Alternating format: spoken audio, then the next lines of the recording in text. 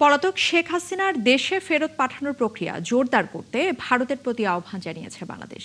একই সাথে ওসমান হাদির হত্যাকারীদেরকেও ফেরত চেয়েছে বাংলাদেশ। আজ প্রধানমন্ত্রী তারেক রহমানের সঙ্গে ভারতীয় হাই কমিশনারের সৌজন্য সাক্ষাতের পর এ কথা জানিয়েছেন পররাষ্ট্রমন্ত্রী ডক্টর খলিলুর রহমান। এছাড়া ভারতে বসে হাসিনার বক্তব্যের মতো আর কোনো ঘটনা যেন না ঘটে সে বিষয়েও প্রত্যাশা জানিয়েছে বাংলাদেশ। আর দীনেশ ত্রিবেদী যেটা জানিয়েছেন যে এমন কোনো ইস্যু নেই যে আলোচনার মাধ্যমে সমাধান সম্ভব নয়। নাদিয়া শারমি জানাচ্ছেন বিস্তারিত। সোমবার সকালে বাংলাদেশ সচিবালয়ে মন্ত্রিপরিষদ বিভাগে প্রধানমন্ত্রীর দপ্তরে এসে তার সঙ্গে সৌজন্য সাক্ষাৎ করেন ভারতের হাইকমিশনার দীনেশ ত্রিবেদী। এরপর স্বরাষ্ট্রমন্ত্রীর সাথেও সৌজন্য সাক্ষাৎ করেন ত্রিবেদী। পরে সাংবাদিকদের তিনি বলেন, দুই দেশের সম্পর্ক আরও ভালো করার সুযোগ রয়েছে। ইস্যুসটা সর্ট আউট করতেই হবে দুই দিক থেকে। আর আই এম ভেরি কনফিডেন্ট ডেমোক্রেসিতে ইস্যুস থাকবে, কোনো ইস্যু নাই যা আমরা বসে সেটেল করতে পারি না। আর আমাদের মধ্যে it is a win win situation. এদিকে সোমবার দুপুরে প্রধানমন্ত্রীর সাথে দীনেশ ত্রিবেদীর বৈঠক নিয়ে নিজ মন্ত্রণালয়ে গণমাধ্যমের মুখোমুখি হন পররাষ্ট্রমন্ত্রী। সেই ধরনের পরিবেশ সৃষ্টির ব্যাপারে গুরুত্ব আরোপ করা হয়েছে। তিনি জানান, বৈঠকে শেখ হাসিনাকে বাংলাদেশে ফেরানোর প্রক্রিয়া বেগবান করতে ভারতকে আহ্বান জানিয়েছে ঢাকা। শরীফ ওসমান হাদি হত্যা মামলায় সন্দেহভাজনদেরও দ্রুত বাংলাদেশে ফেরত চাওয়া হয়েছে বলে জানান তিনি। আমরা ভারত যে সমস্ত কাগজপত্র চেয়েছিল সবকিছু তাদের দিয়েছে। দণ্ডপ্রাপ্ত শেখ হাসিনার বাংলাদেশে প্রত্যর্পণ করার বিষয়টি উঠে এসছে এবং আমরা তাদেরকে বলেছি এই প্রত্যর্পণ প্রসেস ত্বরান্বিত করার জন্য। এদিকে আগের দিন সন্ধ্যায় রাষ্ট্রীয় অতিথি ভবন পদ্মায় পররাষ্ট্রমন্ত্রীর সাথে ভারতের হাইকমিশনারের বৈঠকে ৫ আগস্টের ঘটনা এবং শেখ হাসিনার সাম্প্রতিক বক্তব্য নিয়েও কথা হয়েছে বলে জানান তিনি। ৫ তারিখে হাসিনা যে কাজটি করেছে সেটা হচ্ছে বাংলাদেশের জুডিশিয়ারি রাষ্ট্রের একটি স্তম্ভতার প্রতি বিদ্যাঙ্গ দেখিয়েছে এবং সেই কাজটি ভারত সরকার করতে দিয়েছে। তিনি জানান, ভারতে বসে বাংলাদেশের রাষ্ট্রীয় কাঠামোর কোনো স্তম্ভকে দুর্বল করার মতো এমন ঘটনা যেন ভবিষ্যতে আর না ঘটে সেই প্রত্যাশা জানিয়েছে ঢাকা। তাদের সঙ্গে আমার যা কথা হয়েছে তাতে আমি কিছুটা হলেও আশ্বস্ত যে এই ঘটনার পুনরাবৃত্তি হবে না। এদিকে ১২ ও ১৩ সেপ্টেম্বর নয়াদিল্লিতে ১৮তম ব্রিক্স শীর্ষ সম্মেলন হওয়ার কথা রয়েছে। সেই আয়োজনে প্রধানমন্ত্রী তারেক রহমান যোগ দেবেন কিনা জানতে চান সাংবাদিকরা। মাননীয় প্রধানমন্ত্রীকে ব্রিক্সে দেওয়া হয়নি, দেওয়া হয়েছে চেয়ারপারসন অফ ব্রিক্স বিএমস্টেক। এর আগে ভারতীয় প্রধানমন্ত্রী মিস্টার নরেন্দ্র মোদী আমাদের মাননীয় প্রধানমন্ত্রীকে একটি চিঠি লিখেছিলেন। আমরা এখনো এই বিষয়ে কোনো সিদ্ধান্ত নিই নাই। আলোচনায় এসেছে সীমান্ত হত্যার বিষয়টিও। পাশাপাশি প্রধানমন্ত্রী তারেক রহমান দুই দেশের সম্পর্ক এগিয়ে নিতে উপযুক্ত পরিবেশ তৈরির উপর গুরুত্ব দিয়েছেন বলেও জানান পররাষ্ট্রমন্ত্রী। নাদিয়া শারমিন, একাত্তর, ঢাকা। এদিকে প্রধানমন্ত্রীর সঙ্গে বৈঠকের পর স্বরাষ্ট্রমন্ত্রী সালাউদ্দিন আহমেদের সঙ্গেও সৌজন্য সাক্ষাৎ করেছেন ঢাকায় নিযুক্ত ভারতের হাই কমিশনার দীনেশ ত্রিবেদী। সাক্ষাৎ শেষে স্বরাষ্ট্রমন্ত্রী জানিয়েছেন, অতীতকে পেছনে ফেলে দুই দেশের বন্ধুত্বপূর্ণ সম্পর্ককে সুদৃঢ় করতে একটি নতুন সূচনা জরুরি। আর সমতার ভিত্তিতে আলাপ আলোচনার মাধ্যমে দুই দেশের বন্ধুত্বপূর্ণ সম্পর্ককে এগিয়ে নিতে হবে। দ্বিপাক্ষিক সম্পর্ককে এগিয়ে নিয়ে যাওয়ার প্রত্যয় জানিয়ে ভারতের হাই কমিশনার দীনেশ ত্রিবেদী বলেন, কূটনৈতিক উপায়ে সব সমস্যারই সমাধান সম্ভব। ফ্যাসিস্ট আওয়ামী লীগ সরকারের সময় সাবেক প্রধানমন্ত্রী বেগম খালেদা জিয়ার ব্রিটিশ আইনজীবীকে দিল্লিতে সংবাদ সম্মেলন করতে দেশেই ঢুকতে দেয়নি ভারত। অথচ দণ্ডিত শেখ হাসিনাকে সম্প্রতি সংবাদ সম্মেলন করতে দিয়েছে দিল্লি। সেই ঘটনাকে নিজের জন্য অবমাননাকর বলে মন্তব্য করেছেন ওই আইনজীবী লর্ড কার্লাইল। এদিকে সাবেক রাষ্ট্রদূত মাহবুব সালের মতে, সর্বোচ্চ আন্তরিকতা দেখিয়েছে বাংলাদেশ, এবার বন্ধুত্বের পরিচয় দেওয়ার পালা ভারতের। সুফিয়ান ফারাবি জানাচ্ছেন বিস্তারিত। ১৩ জুলাই ২০১৮ ভিসা জটিলতায় ঢাকায় খালেদা জিয়ার পক্ষে আইনি লড়াই লড়তে না পেরে দিল্লির ফরেন করেসপন্ডেন্টস ক্লাবে সংবাদ সম্মেলন করতে চেয়েছিলেন লর্ড কার্লাইল।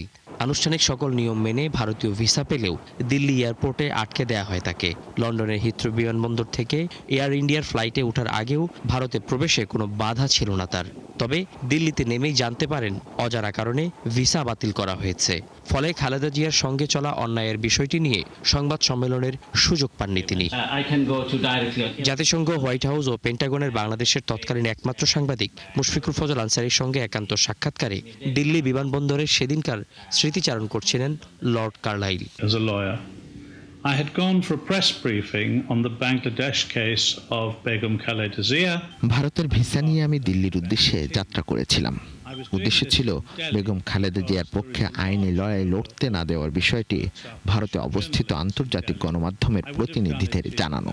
কিন্তু এয়ার ইন্ডিয়ার সেই ফ্লাইটে ইন্টারনেট সংযোগ ছিল না। দিল্লি বিমানবন্দর নেমে জানতে পারলাম আমার ভিসা বাতিল করা হয়েছে। ইমিগ্রেশন অফিসারকে জিজ্ঞেস করার পর তিনি জানান তাদেরকে এ ধরনের নির্দেশনা দেওয়া আছে। সেই সাক্ষাৎকারে হাউস অফ লর্ডসের এই সদস্য জানান, সেই সংবাদ সম্মেলন আটকাতে বাংলাদেশের পক্ষ থেকে ভারতকে সর্বোচ্চ অনুরোধ জানানো হয়েছিল। দিল্লিতে আমাকে স্বাগত জানানো হলো না, আমি এতে অপমান বোধ করেছি। কর্মকর্তারা আমাকে জানালেন তাদের সিদ্ধান্ত পরিবর্তন হবে না, যা বাংলাদেশ সরকারের অনুরোধেই করা হয়েছে। ভারতে নিযুক্ত বাংলাদেশের সাবেক ডেপুটি হাই কমিশনার মাহবুব সালেহের মতে, বর্তমান সরকারের সঙ্গে সম্পর্ক উন্নয়নের বিষয়টি এখন ভারতের উপর নির্ভর করছে। বাংলাদেশের পক্ষ থেকে সর্বোচ্চ আন্তরিকতা দেখানো হয়েছে। এবার সম্পর্ক উন্নয়নের বিষয়ে মুখের কথা কাজে পরিণত করার পরামর্শ তার। পৃথিবীর যে কোনো জায়গায় আপনি এই সিচুয়েশনটা চিন্তা করেন, সেইটা ফ্যাসিলিটেট করেছে ভারত সরকার। পররাষ্ট্র উপদেষ্টা যিনি প্রতিমন্ত্রী পর্যায়ে, সেই পর্যায় থেকে ভারতের হাই কমিশনারকে কনভে করা হয়েছে পরিষ্কারভাবে। তারপরও সেটি গুরুত্ব দিয়ে বিবেচনা করা হয়নি। এটি ইন্টেনশনাল। শেখ হাসিনাকে এই বক্তব্য দেয়া থেকে বিরত রাখতে পারত অত্যন্ত সহজে, কিন্তু সেই কাজটি তারা করেনি। আমি আপনাকে একটি বৃহত্তর দুই প্রতিবেশীর মধ্যে চমৎকার সম্পর্কের প্রত্যাশা উভয় দেশের। তবে রাজনৈতিক বক্তব্য বাস্তবতার মুখ দেখলেই দুদেশের ভবিষ্যৎ সম্ভাবনাময়, এমন মন্তব্য সাবেক রাষ্ট্রদূতের। সম্পর্কটি ছিল ভারতের দিক থেকে বা ভারত সরকারের। সুফিয়ান ফারাবি, ৭১। ২০২৬ সালে এসএসসি এবং সমমান পরীক্ষার ফল প্রকাশ করা হয়েছে। এবার পরীক্ষায় পাশের হার কমে দাঁড়িয়েছে ৬২.২৫%, যা প্রায় ২ দশকের মধ্যে সর্বনিম্ন। সেই সাথে কমেছে জিপিএ-5 এর সংখ্যাও। ফল বিপর্যয় হয়েছে মাদ্রাসা এবং কারিগরি বোর্ডেও। এবার ৩১২টি প্রতিষ্ঠানের একজনও পাশ করেনি। আর পরীক্ষার খাতার প্রকৃত মূল্যায়নের কারণেই এমন ফলাফল, জানিয়েছেন শিক্ষামন্ত্রী। সেই সাথে শিক্ষামন্ত্রী জানিয়েছেন, চাইলে ফল চ্যালেঞ্জ করতে পারবেন শিক্ষার্থীরা। শারমিনীরা জানাচ্ছেন বিস্তারিত। চলতি বছর এসএসসি ও সমমানের পরীক্ষার ফলে বড় ধাক্কা লেগেছে। পাশের হার নেমে এসেছে ৬২.২৫%, যা গত ১৯ বছরের মধ্যে সর্বনিম্ন। ২০০৭ সালে গড় পাশের হার ছিল ৫৭.৩৭%। সেই সাথে ফল প্রকাশিত হলো প্রায় ৮০ দিন পর। এবার ১৮,২৯,০০০ শিক্ষার্থীর মধ্যে ফেল করেছে প্রায় ৭ লাখ। কমেছে জিপিএ-৫ও।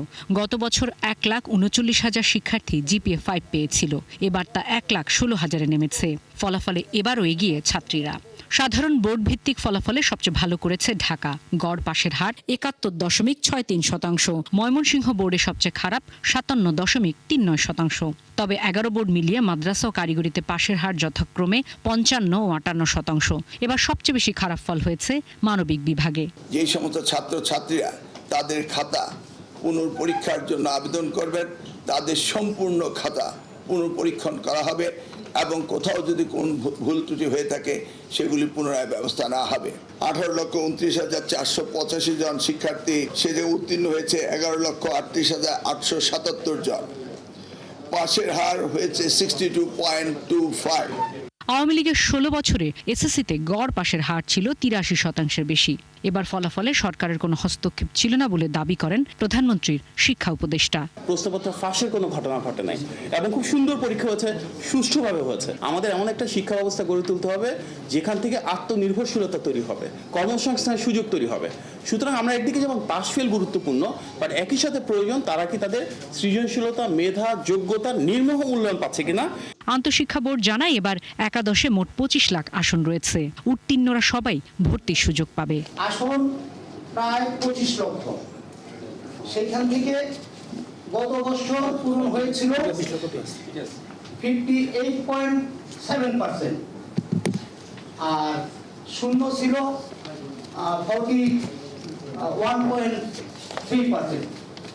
এবছর পাশের হার আরেকটু কমেছে, সেক্ষেত্রে আসন সংখ্যা আরেকটু বেশি শূন্য। 15 সেপ্টেম্বরের মধ্যে ভর্তি কার্যক্রম শেষ করে একাদশ শ্রেণীর ক্লাস শুরু করা হবে বলে জানায় কর্তৃপক্ষ। শারমিন মীরা, 71, ঢাকা।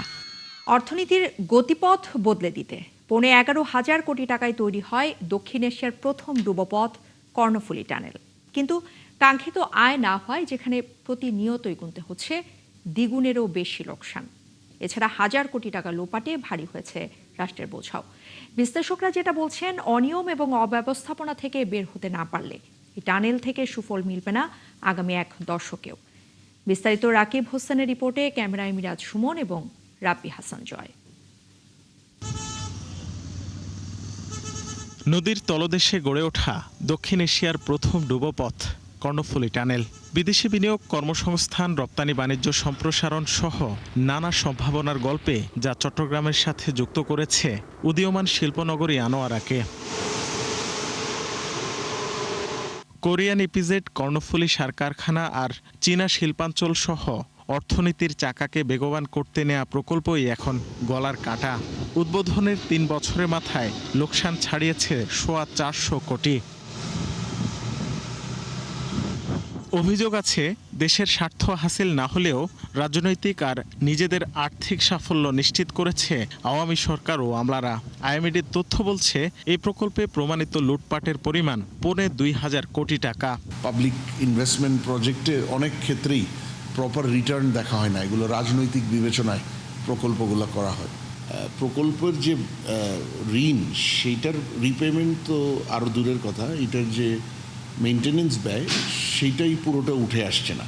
সেগুলোর চেয়েও বড় বিষয় হলো যে জাতীয় উন্নয়নে কি ভূমিকা রাখছে একটা প্রকল্প, সেটা আগে দেখতে হবে। যে বাংলাদেশে সরকারি প্রকল্পগুলো আসলে সম্ভাব্যতা যাচাই সঠিকভাবে করা হয় না এবং সেগুলোর খরচ বেড়ে যায় এবং সেটা আপনার ফাইন্যান্সিয়ালের ভায়াবল থাকে না, যার কারণেই এই অর্থনৈতিক চাপের একটা বড় ভূমিকা রেখেছে আসলে আমাদের যে ঋণের পরিস্থিতি, আমার যে সরকারি আয় ব্যয়ের যেই পরিস্থিতি, এইটার একটা বড় কারণ কিন্তু এইটা। কাঙ্ক্ষিত শিল্প কারখানা গড়ে না ওঠায় টানেলে বাড়ছে না যান চলাচল। বিশেষজ্ঞদের মতে, অবস্থার উন্নতি না হলে আগামী 1 দশকেও বের হওয়া যাবে না এই লোকসান থেকে। এজন্য প্রয়োজন দুর্নীতির শাস্তি নিশ্চিতের পাশাপাশি লাভজনক পরিকল্পনা। ইকোনমিক করিডোরের ফিচার্সগুলোকে যদি আনা যায়, তাহলে কিন্তু এই কর্ণফুলী টানেলের ওই পাশে যে অর্থনৈতিক অ্যাক্টিভিটি এই মুহূর্তে খুব বেশি পরিমাণে নাই, সেটাকে কিন্তু কমপ্লিটলি 180 ডিগ্রি টার্ন অ্যারাউন্ড করা যাবে। কিছু কিছু অংশের ব্যাপারে খুবই প্রশ্নবিদ্ধ অংশ আছে। একটা রিসোর্টের মতন করা হয়েছে ওই পারে, যেটা এই টানেল দিয়ে যারা যাবেন তারা থাকতে পারেন, রেস্ট নিতে পারেন। এইগুলো অপ্রয়োজনীয় অংশ। এটার থেকে আমার মনে হয় যে ওই জায়গাগুলোকে এখন কমার্শিয়ালি ব্যবহারের সুযোগ দিয়ে দেওয়া। এরই মধ্যে টোল কাঠামো পরিবর্তন করে যান চলাচল বাড়ানোর পরিকল্পনার কথা জানায় মন্ত্রণালয়। দৃশ্যমান উন্নয়ন হিসেবে অত্যন্ত আকর্ষণীয় এই কর্ণফুলী টানেল। দীর্ঘমেয়াদে এমন একটি যোগাযোগ ব্যবস্থার প্রয়োজনও আছে, কিন্তু মোটা বিনিয়োগে গড়ে তোলা এই প্রকল্পে প্রতি বছর বড় লোকসান গুনতে হচ্ছে সরকারকে। দেশের অর্থনীতির পক্ষে এই ভার বহন করা কঠিন। রাকিব হোসেন, 71, চট্টগ্রাম।